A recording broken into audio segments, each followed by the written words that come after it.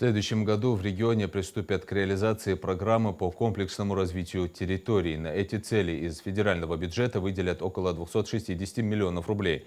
В конце года Федеральным министерством строительства будет заключено соответствующее соглашение с правительством нашей республики. Об этом рассказал глава региона. Цитата.